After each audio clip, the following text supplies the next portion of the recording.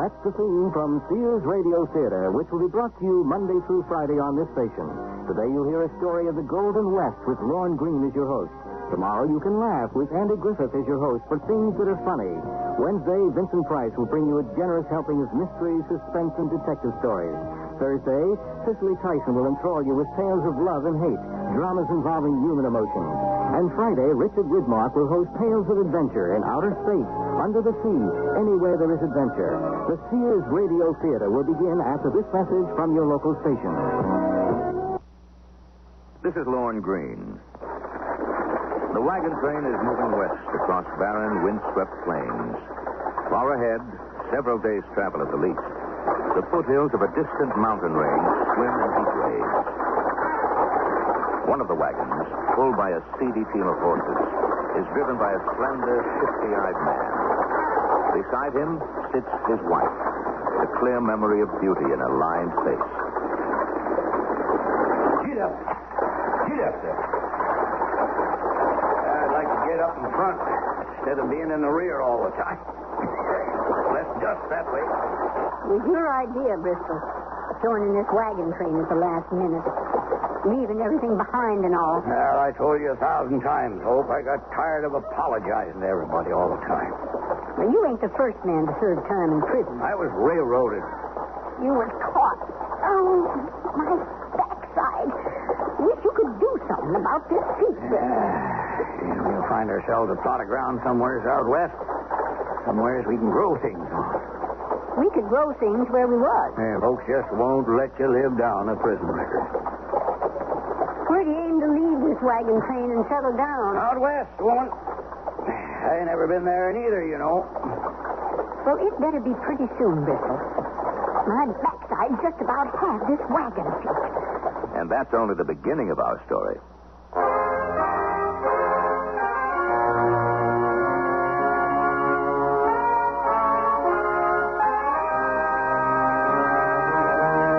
Sears Radio Theater, a new adventure in radio listening. Brought to you 5 nights a week by Sears Roebuck and Company. Sears, where America shops. Your host, Lorne Greene. I'll bring you stories of the Old West and the New. Andy Griffith with a look at the funny side of life. Vincent Price with tales of mystery and suspense. Cicely Tyson with stories about love, hate, and related things. Richard Widmark. I'll bring you stories of pure adventure. 5 nights of exceptional entertainment every week. Brought to you in Elliott Lewis' production of the Sears Radio Theater.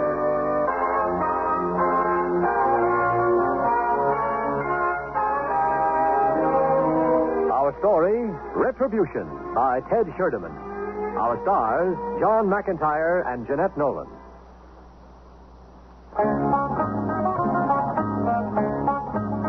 Bristol and Hope Gaston left the wagon train in Idaho to take hold of 160 acres of land they'd never seen. Land on which they planned to start a new life. With high hopes, they set out from the county seat at Hadleyville to see their spread. And they saw it. They were the owners of a dry, sparse piece of land with a few mountainous hills. It was worse than anything they could have imagined. I can see now why the government gives it away. Nothing for nothing. I could just cry. Yeah. Be the first moisture this land has ever felt. Get up. What are we going to do, Bristol? Only thing we can. Wait for the next wagon train to come through and look for something else. Wait. But we starved to death. Got exactly $21 left in what we got on our backs. That's all we got, huh? That and my bracelet with the gold coin dangling from it. What are you stopping for, Bristol? Them hills or mountains. They give me an idea. Let me see that bracelet and gold coin, Hope. Here. Why? It'd work, especially after we dug into one of them a little ways. What are you talking about, Bristol? Hope, we're going to dig ourselves a mine. What? We'll sell shares in it and have all the money we want. Sell shares? What are you talking about? I'll buy you a bracelet that'll knock 'em dead. Get up, horses. Get up. Why, you turned around. Hang on, Hope, old girl. Take out one of them hills. What for? For our mine. That's what for. Bristol, are you all right in the head? I've never been better. We're going to dig into that hill there. And I'm going to cut up the bracelet and the gold coin on it. Stuff the pieces into my shotgun and salt the mine. With my bracelet? A nugget, woman. I don't get your drift, Bristol. Why, you will, Hope. You will.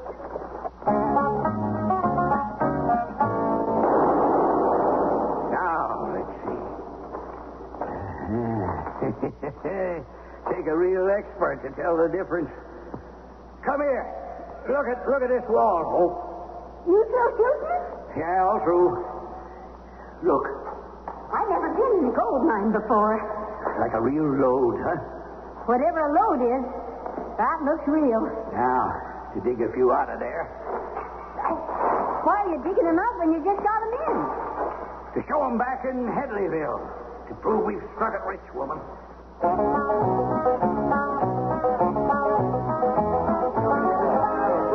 Now, these nuggets come from a mine.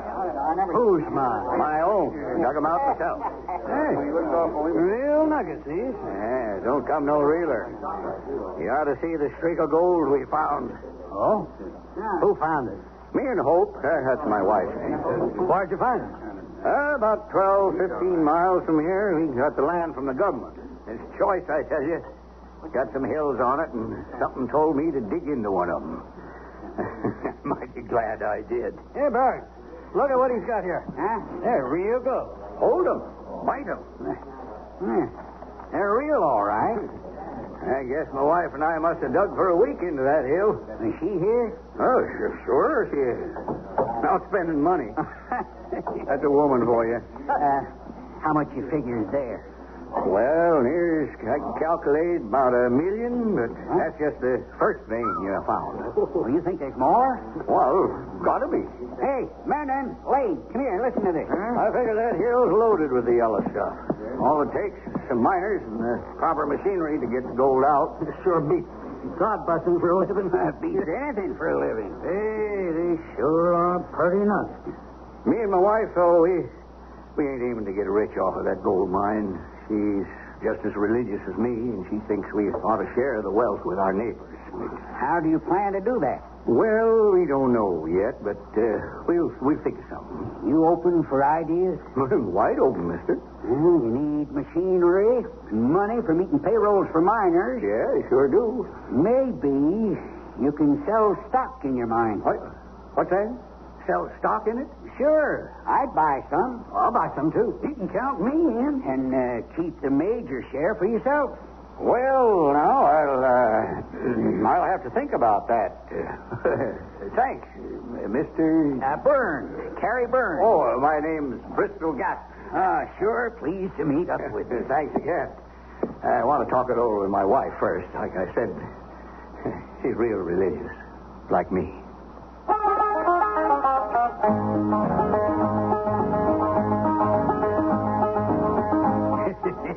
What's so funny? This guy, Terry Byrne, he said to keep the major share of the stock for myself. Well, if I never see that miserable land again, it'll be too soon. Well, I feel the same way, but we'll have to go out there again. We left stuff in the tent. How soon will you start selling stock? When it's printed, Hope. How much is that going to cost? Nothing. Nothing? Since when do printers work for nothing? Well, I'll give the guy a share or two of stock for the job. Oh, but how much will a share be worth? Well, having 160 acres, $10 a share, there's over $1,000, woman. Let's see. 10 times 160. That's near $1,600. Say, what if they find out the mine has been salted? Now, it'll be too late for them. We'll be long gone before then, Hope. $1,600? Oh, I can't wait. There's something you got to remember. Anything, Bristol. What? You're real religious. Me? Yep, you. Me, too. So we go to church tomorrow. I don't remember ever being in church. Well, it's never too late to start. Well, what'll I do? Don't throw your arms around me in public. Is that all? Now, Let's get over to the printers. And remember, you're religious as hell, so act that way in public.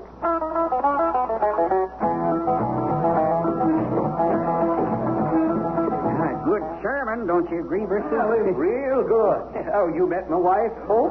When we first arrived, Mr. Burns. Mrs. Gatton. Very generous of you, Bristol, giving our pastor a new church. Well, it was my wife's idea to give it out of the first profits we made, Carrie. Such an ugly word. Profit. Oh, our parson doesn't think so, Mrs. Gaston. You thought any more about my suggestion, Bristol? Yes, I have. We give it a great deal of thought, and we prayed a lot. They're going to start tomorrow evening, Carrie. Start what? Selling the stock you suggested I sell in the gold mine.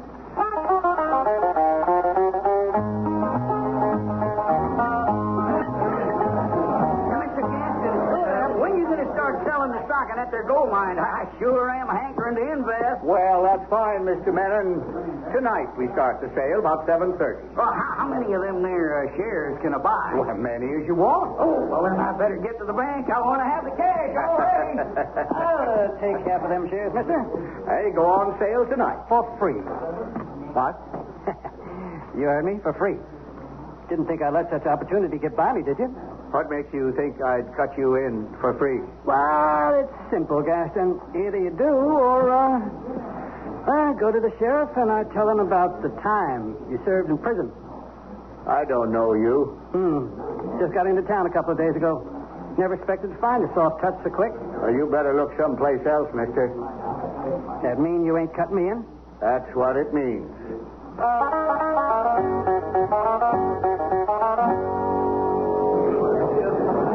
Now, you've seen the nuggets, friends. You know they're pure gold. We need machinery and miners to get the yellow stuff out of the ground. Now, that's all we need. But I ain't got the money, so I'm selling stock in this here mine. Now, Mr. Carrie Burns suggested it. Me and my wife thought about it a lot.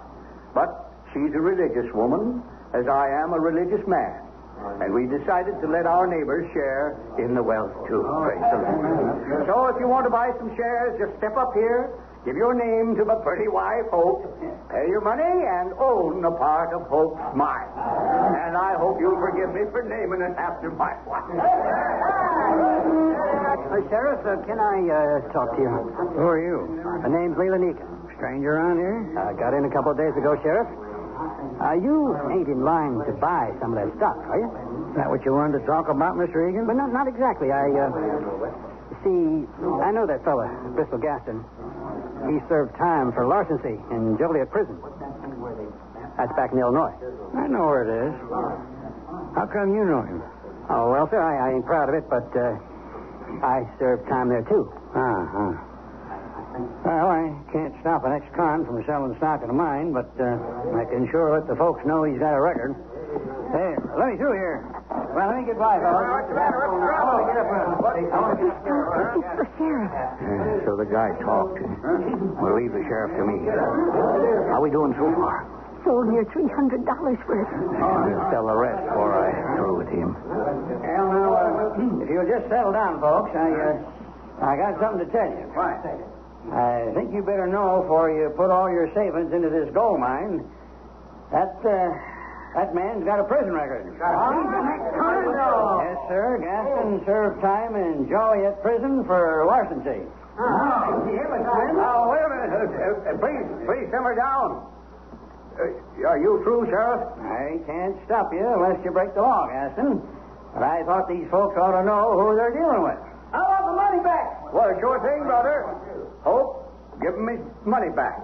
Now, I admit it. Friends, I served time, and I found the Lord while doing it. Married a Christian woman who made it more fervent and lasting than ever before. And that's why, and it's the only reason why we're selling these shares.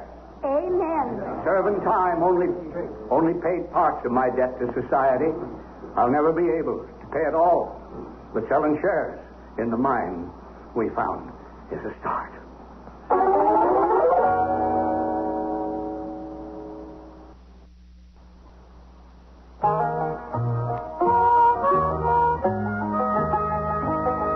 Bristol Gaston, by his confession, has earned the goodwill and trust of those he counts on to fleece. His wife, Hope, has visions of riches beyond her greediest dreams.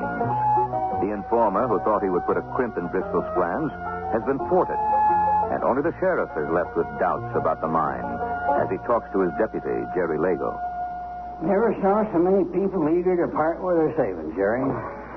I don't never remember seeing you looking so low, Sheriff. Well, you try to help folks and they turn you down. Well, not a happy thing. You buy some of Gaston's stock, Sheriff? No, sirree, Bob. Everybody else did, including the guy who told me Gaston served time in Joliet prison. Well, that just goes to show you. Shows you what? Well, that if you believe in God and make it known, people will trust you with anything. Not me. I think we'd best have a look at that mine. Tonight? It's black outside. In the morning, Jerry. Now, maybe that mine's on the up and up. Maybe it ain't. Well, Gaston wouldn't have gone to all the trouble of getting stock certificates printed if it wasn't on the up and up. Unless it's part of his plan. What plan? To commit larceny again. In even a grander way than before. We'll ride out at early light tomorrow. Look at all the money. How much stock did you sell? The works, Hope, old gal. Every certificate I had printed. $1,600. I never saw so much money. Yeah, that's for sure. But first thing in the morning, we got to go pick up what we got left in the tent. Then we light out for Frisco? Yep, baby.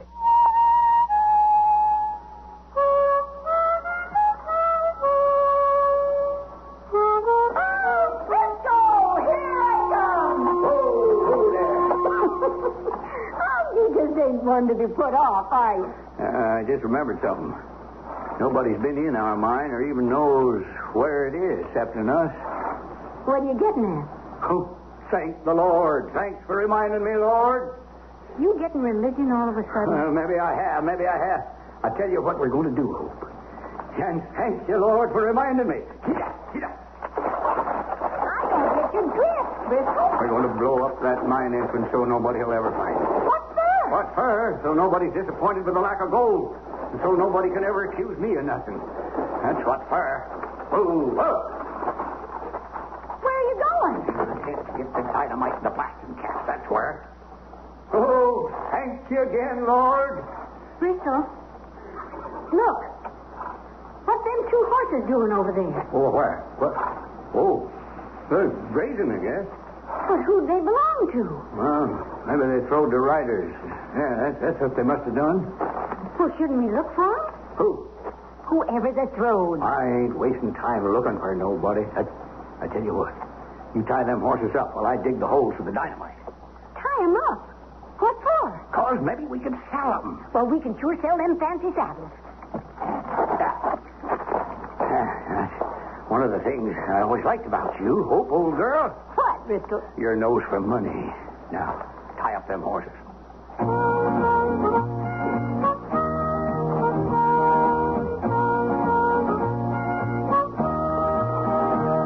Digging seems to stop right here, Jerry. Not to stop soon as he hit that fig of gold. We found it mighty quick. That's the way it is sometimes, Sheriff. These nuggets seem so scattered. So?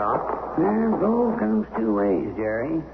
Reef gold, where it's embedded in something, and then there's what they call alluvial gold. That's formed by the weathering of rocks. Yeah, I didn't know I was in the presence of an expert on gold. No, I ain't. That's just something I picked up during my prospecting days. I didn't know you was ever a prospector. A long time ago. So, what kind is it? To begin with, it looks like it's already been smelted. What's that mean? It's too yellow to be natural. Too yellow. I thought that was what gold was supposed to be. What are you doing, Sheriff? I'm going to use my knife to dig out a piece of it. Oop, oh. I dropped it. Oh, there it is. Here you be, Sheriff. Oh, well, thanks, Jerry. Feels like gold. Bites like gold. Why not? It is gold. Sure is. But how'd it get here? How'd gold get any place? Well, there's no mining in this area. Not none. Now, don't it strike you kind of funny that an ex-con from Illinois comes out and finds gold right away? Well, that he should give most of it away to a bunch of strangers strikes me as being funnier. Except, well, religion is a powerful thing. Can be, Jerry, can be. What are you thinking, Sheriff? That we should dig out some more of these here nuggets, Jerry. I got a strong hunch this mine was salted with that shotgun we saw in Gaston's tent.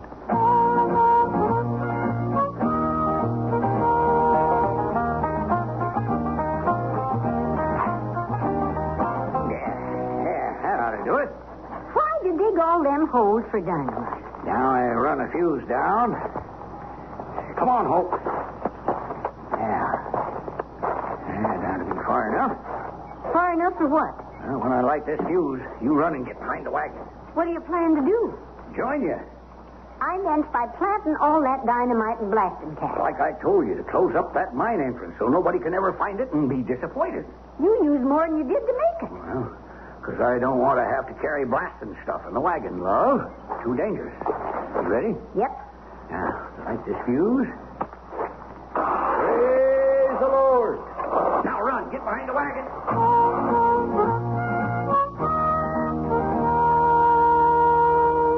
How many more nuggets you gonna need, Sheriff? I think this one does it. Looky there.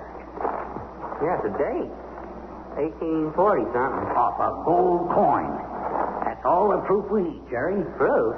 But this mine was salted. Now, come on.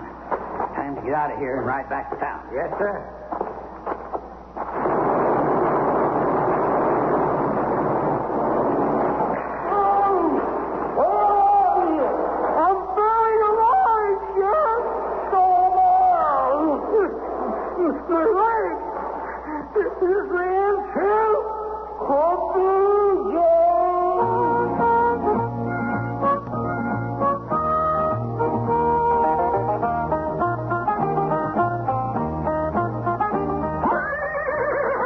Quiet down, you. Oh, there. Now be quiet. Did quite a job, huh? Just look at there, Bristol. The entrance to the mine is all closed now. Yep. Just the way I planned it. Wouldn't nobody ever expect a mine was there once. Nope. Oh, thank you, Lord, for giving me such wonderful ideas. How about our tent? We leave it. We ain't never again going to live in a tent. All I'm taking is my tools and my shotgun. Get up in the wagon. We'll hightail it out of here. As long as you're on such speaking terms with the Lord, maybe he can do something about that seat. Right, get in there, girl. When you plan to sell them horses tied in the back, Bristol? First town we hit. Get up. We really on our way to Frisco now? We sure are, doll. Get up there, do you hear? Let's see. $1,600 from the stock. And how much do you think we can get for them horses in their saddles, Bristol? Oh, maybe. What's the matter? Bristol, what's that? Where? Over there. That cloud of dust. What? Oh, riders. Must be 6 or 7 of them. They're coming this way, Bristol. Yeah. There's Carrie Byrne in the lead. Mr. Mellon, Lane, and all men I sold stock to. What are they doing out here? Bristol, what are we going to do? Let me think, woman. The mine entrance is all closed up. Will you let me think? Well, what if they find out what we've done? Will you shut up and let me think?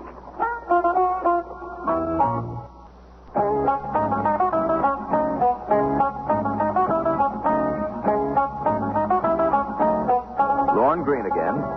And here's the concluding act of Retribution. Mr. Mellon, it's Lane, gentlemen. Howdy, man. Morning. We heard an explosion as we was riding out to have a look at the mine. You heard that. Well, I tell you what that was, Carrie. Gents, I was trying to enlarge the mine. And, well, damnation, but the entrance tunnel collapsed. What? Shut her up tight. You mean it caved in? We sure did.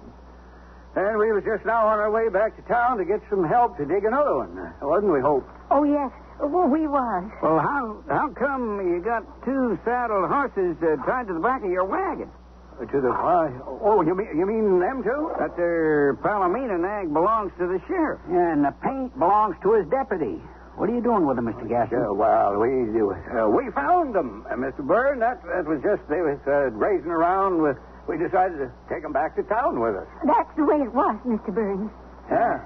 As long as we rode this far, me and the boys would like to look around at the mine we bought into. Wouldn't we, boys? You betcha. Sure. Yep. Well, it's back that a ways. It's closed up, though, you know, but... lead the way, Mr. Gaston. I sure think. Well, good fortune still smiling. As long as you're here, we don't need to drive to town to tell you. Tell us what? Well, you know about me trying to enlarge the mine, blowing in the tunnel. Get up. Get up, horse.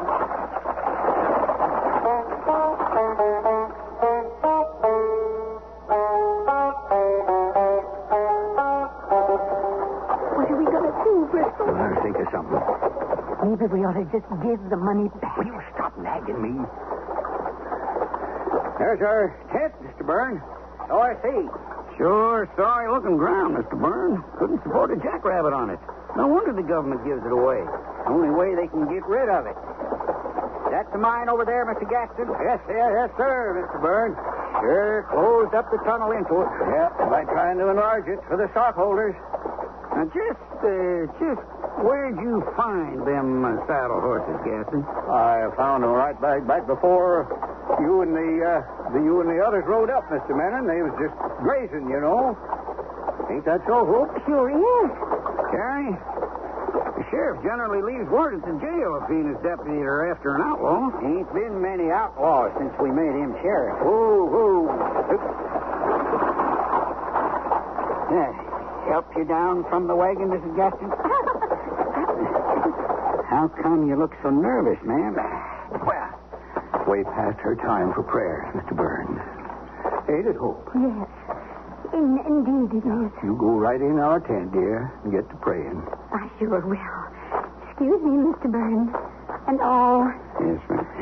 She takes her praying real serious, Mr. Sure Byrne. does, Mr. Byrne. And you don't, huh? Why, are you so sure I do? Maybe you better join her then. Well, it's my custom to leave her pray privately. Not much to see of the mine with that tunnel all blocked up. No, Mr. Byrne, but the gold's still in there. Maybe you should come back when I get her opened up again.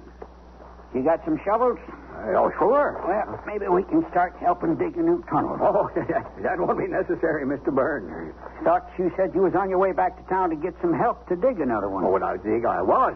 But to have stockholders doing that kind of work, well, it ain't fitting. If it'll make you feel any better, I'll put it to the boys. Hey, fellas? Yep.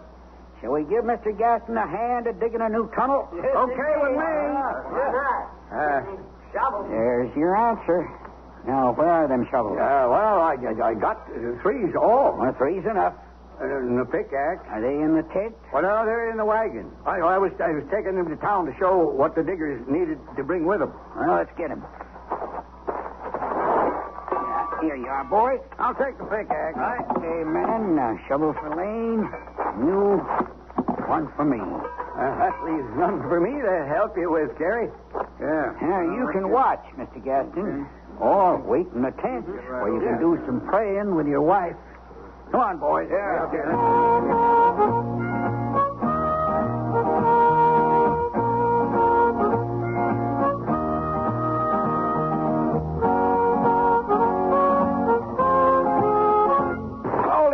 Hold it. Stop working. You hear that, Menon? I didn't hear nothing, Terry. It seems to me I heard something. There, you hear it? Yeah, I heard it that time. Sounded like the sheriff. That's you, Sheriff. Hurry up! Jerry's about gone in. It is the sheriff and his deputy, all right. Menon, you go back to that tent. And if Gaston and his wife try to leave, shoot them. Yes, sir. Dig, boys. Dig fast.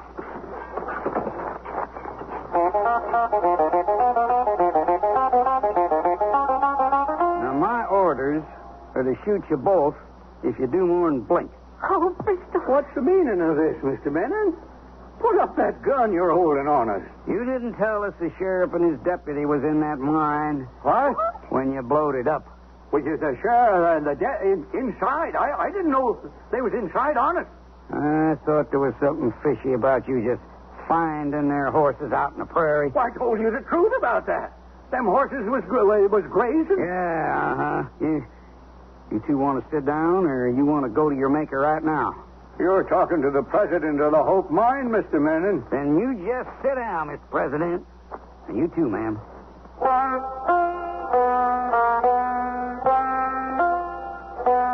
How did you know the mine was salted, Sheriff? That was a good job. Except for this here nugget. What's wrong with it? What? Is that a date I see? Sure is. 1840-something. The smelting took out the last number. I'll be done. Oh, is Jerry all right? Still unconscious, Sheriff, but you'll survive. They're here in the tent. Good job, Mr. Menon. Well, thanks, Sheriff. Well, Mr. Gaston, Mrs. Gaston. Sheriff, I had nothing to do with it. Shut up, woman. It was all his idea. Shut up. He took my bracelet with the gold coin on it. What are you trying to do? Get me 10 years? You knew we were in that salted mine when you set off that dynamite, didn't you? I knew nothing of the kind. Honest, I didn't. Oh, how come our horses ended up tied behind your wagon? Well, we found them. Rounded them up. We didn't know they was yours, honest. What about the money you took from these men who thought you were on the level? I told him to give it back, Oh, Sheriff. will you please shut up? They'll get it back, ma'am. Don't you worry. How long will they get, Sheriff? Well, Mr. Byrne, it depends on how the judge looks at it.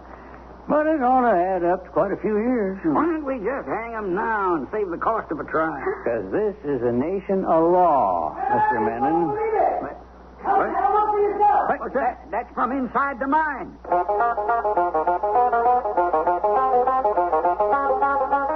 Holy smoke. Look at them streaks of yellow. He couldn't salt all that. I didn't tell you. Look at it. Didn't believe it myself when I first seen it. Why, it must go all the way back. Man alive, this is a gold mine. A real bonanza, and not salted easy. Mr. Byrne, there must be $1 million worth of gold here. Billions, men, and them explosions must have uncovered billions. We're rich. I'll go tell the sheriff.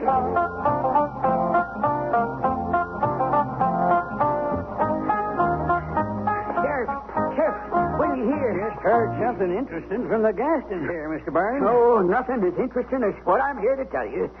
Them explosions. What about them? They uncovered and exposed a load of gold that's unbelievable. What's that? What? Yes, Mr. Gaston, a real bonanza. Not a salted mine like yours, but a real one that'll produce $1 billion worth of gold. $1 billion worth? Of gold? When is a find like this been something to laugh at? Well, it's real retribution, Mr. Gaston. What's that mean? Deserved punishment for an evil done. I started to say, Mr. Byrne, that I heard something interesting from these people here. Like what? These two. They own nothing to this mine. They don't? They sold every last share of stock, all that was printed, to the suckers, as they said. But the government give us the land. We still own it. There's nothing can be done till we give permission. Now, that's the rule of the government, you know. Correction, Gaston. You gave an acre of this land away with each share of stock. Sheriff's right. We investors own the land and the mine. I told you to keep the major share of the stock for yourself. He said billions of dollars, Bristol. I heard him, Hope.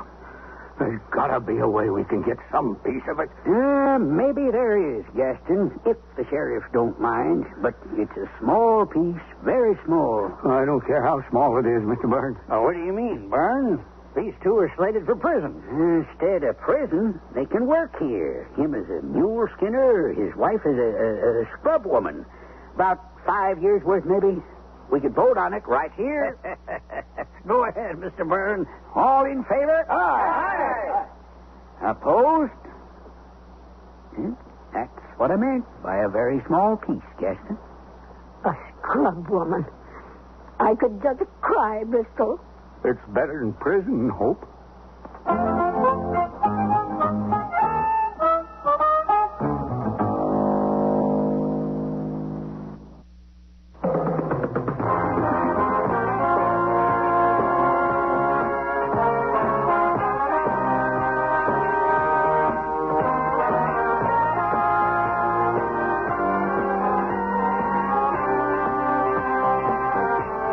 listening to Sears Radio Theater, brought to you 5 nights a week by Sears Roebuck and Company.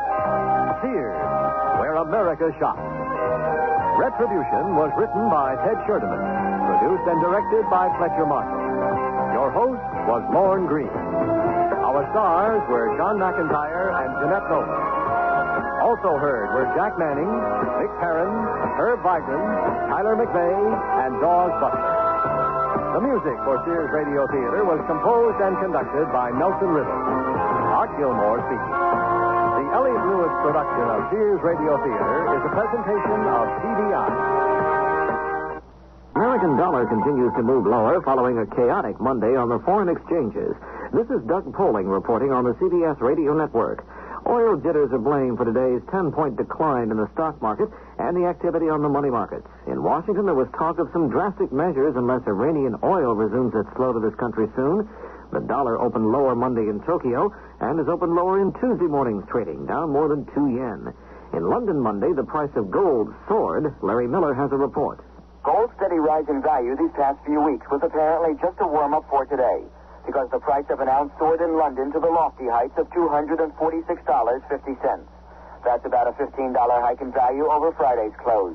Bullion dealers attribute the increase to speculation that Saudi Arabia is to slow oil production and to the worsening situation in Iran.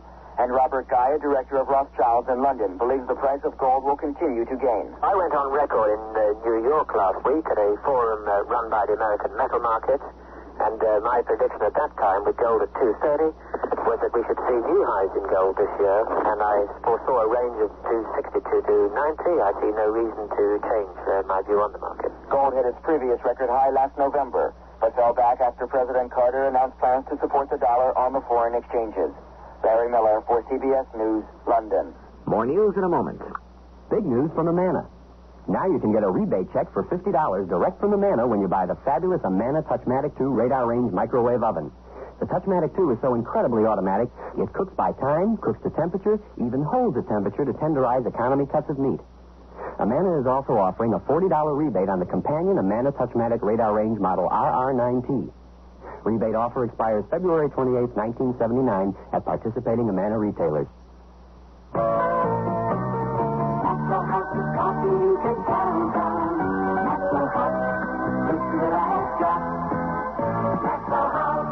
Good morning. Good company. Maxwell House.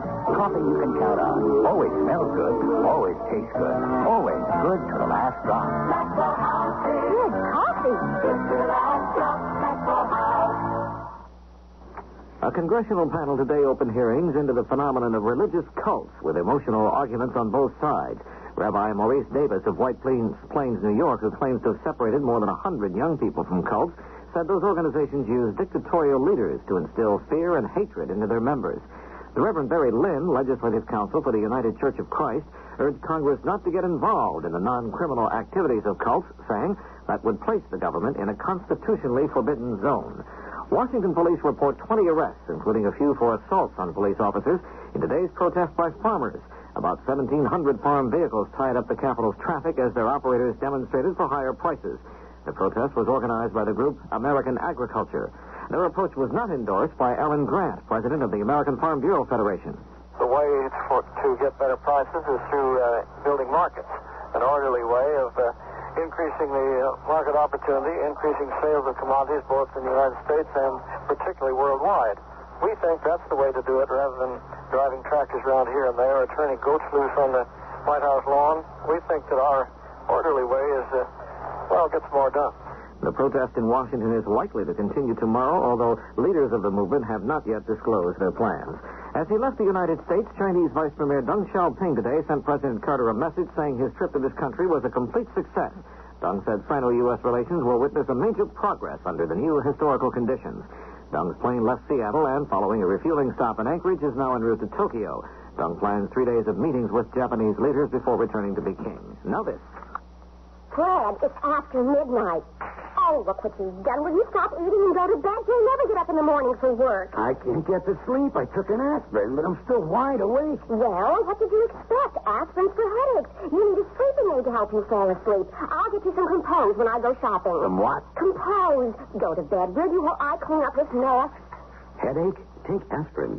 Sleepless night? Take Compose. Compoz. Taken as directed before you go to bed. Compose actually helps you fall asleep when you want to fall asleep. At bedtime. So what else happened at the office today, Fred? Did you get the order for that new job? Fred? Fred, you asleep? That's Compose for you. Headache? Take aspirin. Sleepless night? Take Compose. Compoz. Take only as directed. Compose is available at all drug counters. Look magazine, a new version of it, made its debut on the newsstands today. Its predecessor folded more than 7 years ago. The new publication is trying to appeal to people on a regional basis. The copies distributed in the East have the late Nelson Rockefeller on the cover, while those being sold in the West feature a cover photo of Patricia Hearst. The original Look magazine first came out in 1937, but publication ended in 1971. This is Doug Poling, CBS News. Good evening. I'm Jackson Kane, KMOX News. Missouri State Auditor James Antonio wants the Missouri Office of Economic Opportunity to pay closer attention to several areas of responsibility. Antonio said the OEO should monitor closely the program to help low-income families to ensure that government grants are spent properly. In an audit released today, Antonio said funds the office provided to community action agencies around the state have not been audited. These are funds for weatherizing or improving the heating capacity of the homes of low-income families. A $900,000 federal financial outlay has been granted St. Louis County in the state of Missouri to buy land. The money from the U.S. Department of the Interior will be matched by the state and county. The money will go for the purchase of land for recreational development in 3 areas of South County. The Missouri Division of Employment Security said it filled nearly 179,000 jobs through its service program in 1978. Division Director Joseph Dietrich said 1978 was the best job placement year in recent times, especially for permanent jobs. 3 men have been charged with robbery, assault, and stealing in connection with the beating of a maintenance worker at a Crestwood, Missouri car agency. Charged are 27-year-old Carl Shoemate and his 20-year-old brother Dennis, both of Alton, Illinois, and 20-year-old Dickie Rebstock of St. Louis. And 41 counties in Illinois have been declared disaster areas, including Madison and St. Clair counties. The declaration makes the counties eligible for low-interest loans from the Small Business Administration. The loans will be for physical disaster and economic injury caused by recent heavy snowstorms.